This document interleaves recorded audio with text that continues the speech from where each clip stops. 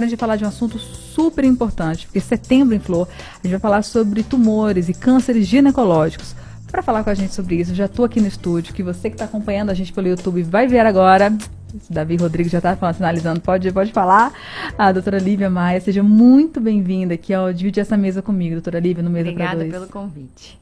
Doutora Lívia, quando a gente fala, né, assim, câncer ginecológico, sempre vem muito câncer de colo de útero, mas são vários cânceres, todos eles existe uma série de tratamentos.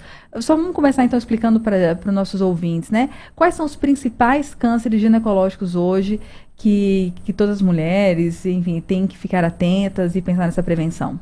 Quando a gente fala em câncer ginecológico, a gente fala em câncer de ovário, endométrio e o câncer de colo uterino.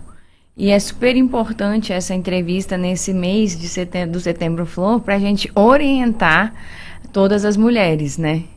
E quais são os sintomas? Vamos começar por o câncer do colo do útero.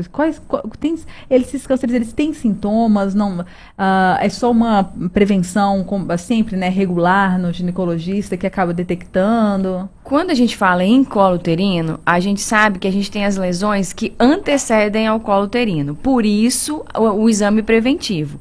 O objetivo maior é a gente diagnosticar e tratar antes de se tornar câncer. Sensacional. E no câncer do colo uterino, a gente tem as lesões pré-malignas, que a gente chama. Então, é super importante as visitas regulares ao ginecologista, para colher a coleta do exame de Papa Nicolau, né?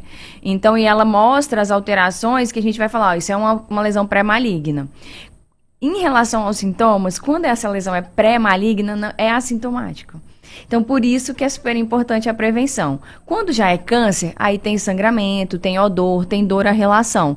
Mas a gente quer diagnosticar antes de se tornar câncer. Por isso que a gente precisa de prevenção. E eu acho que vale um reforço que não tem idade, né? Não tem idade. Assim, diferente, tem alguns tipos de câncer que tendem a ser com uma idade mais avançada, mas esse a gente tem visto várias pessoas, né, jovens que estão desenvolvendo lesões. Porque tem muita relação com a atividade sexual e promiscuidade. Então, depende muito do início da atividade sexual. A gente sabe que a evolução, quando você pega o HPV até desenvolver o câncer, são em média 10 anos. E aí tem vários fatores, tabagismo, etilismo, sedentarismo, mau hábito alimentar, que ajuda ao HPV a manifestar dentro dessas mulheres, desse grupo de mulheres. Todas as mulheres que têm HPV vão desenvolver câncer de colo uterino? A gente sabe hoje que não. Depende muito de vários fatores para que isso ocorra. Inclusive tem questões que a gente não controla, né? Você falou fumo, sedentarismo, tudo isso a gente consegue controlar, mas questões genéticas, muitas vezes, tem coisas que fogem ao controle dessa mulher, né? Por isso é importante a prevenção. No câncer do colo uterino, a gente sabe que hoje 98% são HPV associados. Então, a gente tem um vírus e a gente conhece a história natural. Quando a gente fala em ovário e endométrio, aí sim a gente entra para mais doenças hereditárias, genéticas, alterações moleculares mais hereditárias e genéticas também. Mas o câncer do colo uterino é importante mesmo, o fator importante é o HPV, que a gente conhece muito bem, e a gente tem a vacina, né? Para prevenção, é bom reforçar aí a importância da vacina nas crianças e nos adolescentes. Aí o Ministério da Saúde tem a vacina pelo SUS, então assim, é um benefício enorme essas pacientes serem vacinadas, nossas crianças serem vacinadas antes de começar a vida sexual. Isso tem um impacto absurdo, né, doutora? Hoje, já que 98% está relacionado ao HPV. A gente está com um acordo com o Ministério da Organização Mundial de Saúde de tentar erradicar o câncer do colo uterino até 2030. A gente tem um desafio enorme no Brasil em relação a isso. Então, a gente realmente precisa que todo mundo seja vacinado para a gente conseguir lá na frente falar, nós não temos mais câncer de colo uterino. E em relação aos outros cânceres, assim, todos eles passam numa prevenção ou tem algum do endométrio, por exemplo, pode ser uma questão de dor? Como é que funciona? O câncer de endométrio ocorre principalmente nas pacientes pós-menopausa. É muito raro a paciente pré-menopausa ter o câncer de endométrio. Está fortemente associada ao uso de estrogênio sem progesterona, então tem um uso hormonal aí.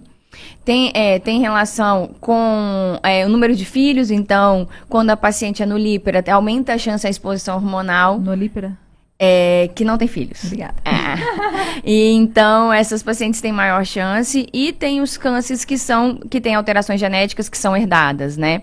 Então, o câncer de endométrio, como o de ovário, eles não dão sintomas quando iniciais. Então, assim, quando eles evoluem para um estágio mais avançado, eles dão sangramento, dor embaixo do ventre, no pé da barriga. Mas, infelizmente, em estágios mais avançados. Então, se você procura o seu ginecologista pós-menopausa e está com sangramento, ele vai fazer alguns exames para ver como está esse endométrio, esse ovário, para conseguir rastreá-lo. E como é que é feito o tratamento, tendo o diagnóstico desses cânceres mais comuns? Quais são os tratamentos? Existem, obviamente, quanto mais cedo a gente faz essa detecção, melhor são as chances de tratamento. Mas qual é, assim, é sempre o mesmo tipo de tratamento? Como é que funciona? Não, muda muito dependendo do estadiamento da doença, né? Por exemplo, no câncer de colo uterino, se for uma doença inicial, a gente nem precisa tirar o colo, a gente tira só um pedaço, manda para o patologista, que é a minha especialidade, a gente lauda e a gente da patologia que fornece as informações para o tratamento oncológico, né? E aí a gente vai graduar essa lesão junto com os exames de imagem para fazer todo o estadiamento dessa paciente. Algumas vão para cirurgia, outras fazem quimio-rádio, vai depender muito do estadio dessas doenças. Mas a chance de, depois de um diagnóstico precoce, qual é a chance de realmente a pessoa conseguir ficar curada e ter... São muito altas. Olha. São muito altas. Se você faz o diagnóstico precoce, no câncer de colo uterino, nas lesões pré-malignas, o diagnóstico, a cura é de 100%. Olha a diferença, né? Para isso. E no de endometriose? O de endométrio e o de ovário, o endométrio em estágio inicial, a gente fala em cura em 80% dos casos. Você precisa, por isso que eu acho importante eventos como esse, mês como de setembro, né? A gente falou para todos os ouvintes, né, que estiverem agora com a gente, já marcar a consulta, não esquecer, porque nessa correria, nesse dia a dia, exame preventivo, sempre, a gente só vai quando tá com algum problema já, né? Então, com fazer certeza. essa na agenda, colocar... Minha médica falava muito disso, de associar uma data comemorativa. Perto do meu aniversário, é sempre data de marcar. De fazer os exames preventivos. Então, você associar alguma data e não deixar para a última hora, né? Se não deixar para ter algum problema, para você fazer esse diagnóstico, essa prevenção. Tudo isso tem um reflexo... super importante na qualidade de vida dessas pacientes. E fazer um tratamento oncológico sempre... Na verdade, quando você pega o diagnóstico e você vê que você está com câncer, o mundo desaba, né? Então, a gente precisa realmente...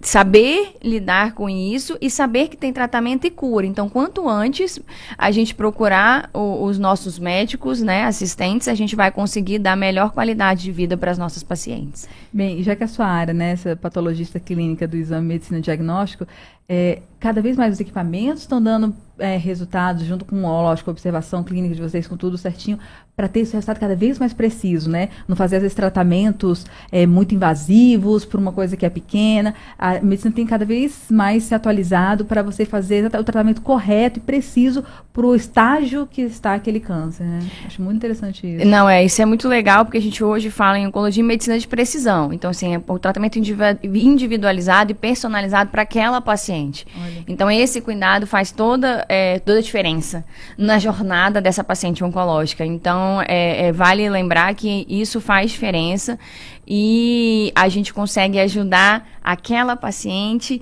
depois a outra. Então, assim, acaba sendo uma cadeia de ajuda mais personalizada e humanizada. Perfeito. Doutora Lívia Maia, patologista do exame Medicina Diagnóstica, falando sobre a gente, dessa importância desse mês para reforçar essa prevenção, né? Tanto da vacina, caso você tenha aí filha em casa que já está nessa idade. Qual a idade, doutora, de tomar vacina? No Ministério da Saúde, eles preconizam de 9 aos 14 anos, né? Entre os meninos e as meninas. E também tem uma recomendação de mulheres até os 45 anos tem um benefício de tomar a vacina. Para tomar na rede pública, infelizmente, a gente precisa comprovar que essa paciente tem o HPV, tem essa lesão até os 45 anos, né? Mas essas pacientes, os estudos mostram agora um benefício real até 45 anos. Uau, que importante. E lembrando que o HPV também não é só associado ao câncer de colo uterino, né? Vagina, vulva, pênis, canal anal e orofaringe. Então, todos esses cânceres são relacionados ao papiloma vírus humano, o HPV. Então, a vacina vai ajudar a prevenir a todos esses cânceres. Que importante, que importante. Muito obrigada pela participação aqui no Mesa para Dois.